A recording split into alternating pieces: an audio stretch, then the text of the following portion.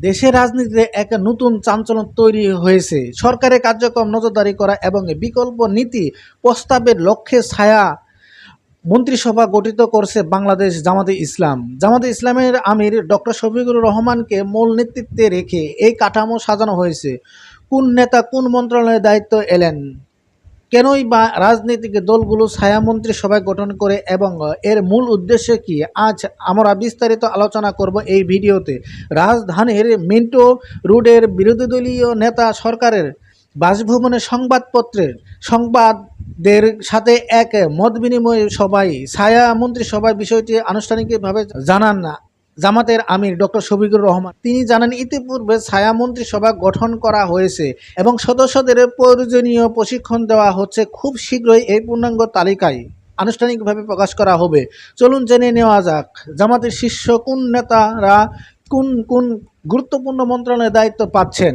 স্থানীয় সরকার, পল্লী উন্নয়ন সমবায় মন্ত্রণালয়ে জামাতের সেক্রেটারি জেনারেল মিয়া গুলাম পরোয়ার, পররাষ্ট্র মন্ত্রণালয়ে ডক্টর সৈয়দ আবদুল্লাহ মোহাম্মদ তাহের, স্বরাষ্ট্র মন্ত্রণালয়ে AHM হাবিবুর রহমান আজাদ, অর্থ মন্ত্রণালয়ে ঢাকা 12 আসনের সংসদ সদস্য সাইফুল আলম খান মিলন, সমাজ কল্যাণ মন্ত্রণালয়ে মুজিবুর রহমান, তথ্য ও সম্প্রচার মন্ত্রণালয়ে এহসানুল মাহবুব জুবায়ের, বিদ্যুৎ ও জ্বালানি খনিজ সম্পদ মন্ত্রণালয়ে ব্যারিস্টার নাজিবুর রহমান মোমেন, আইন বিচার ও সংসদ বিষয়ক মন্ত্রণালয়ে অ্যাডভোকেট মোহাম্মদ শিশির মনি, শিক্ষা মন্ত্রণালয়ে ইলিয়াস মোল্লা, ধর্ম বিষয়ক মন্ত্রণালয়ে হাফেজ রাশিদুল ইসলাম, যুব ও ক্রীড়া মন্ত্রণালয়ে সালাউদ্দিন আইয়ুবী।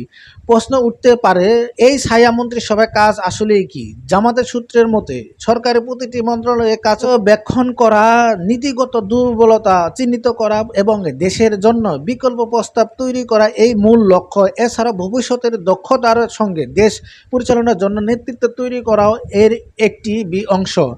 আইনজীবীদের মতে, বিশ্বের উন্নত ও সংসদীয় গণতান্ত্রিক দেশ বিরোধী দলগুলো এভাবে সমান্তরাল বা শাটডাউন ক্যাবিনেট গঠন করে থাকে। জামাতা আরও জানিয়েছেন, প্রতিটি মন্ত্রণালয়ের জন্য আলাদা দল কাজ করবে, যেখানে বিশেষ ভিত্তিক বিশেষজ্ঞ, বিশ্ববিদ্যালয়ের শিক্ষক ও অভিজ্ঞ ব্যক্তিদের যুক্ত করা হচ্ছে।